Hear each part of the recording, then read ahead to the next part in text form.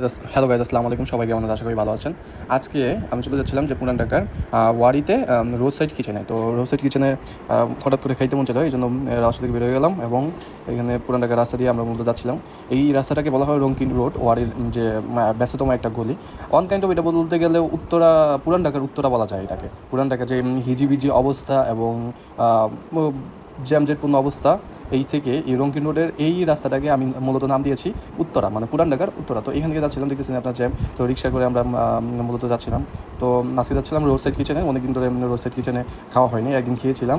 তো সেইটা আমরা খেয়েছিলাম মোহাম্মদপুরে। তো পুরান ঢাকার রোড সাইড যে কিচেন ওয়ারিতে হয়েছে, এটাতে কখনো আমাদের খাওয়া হয়নি, তাই ভাবলাম যে তাহলে যাই আজকে মূলত খেয়ে আসি। তো এইটা হইলো যে KFC আরং এখানে ছিল। তো আমরা এখানে থেকে একটু সামনে আগে রোড সাইড কিচেন আমরা খুঁজে পাচ্ছিলাম না, তো ম্যাপ দেখে দেখে যাচ্ছিলাম। পরবর্তীতে হেঁটে যাচ্ছিলাম যে রোড সাইড কিচেনটা কোথায় হতে পারে। তো আমরা যাচ্ছিলাম আর এখানে কী পরিমাণ জ্যাম আপনারা দেখতে পারতেছেন। তো জ্যাম ঠেলতে ঠেলতে একটা পর্যায়ে যেয়ে আমরা রোড সাইড কিচেনে এসে পড়ি। রোড সাইড কিচেনে এসেছি তো ভালো কথা, কিন্তু যাওয়ার পর আসলে এমন একটা সিচুয়েশন হয়েছে যে খাওয়ার মুডটাই নষ্ট হয়ে গেছে।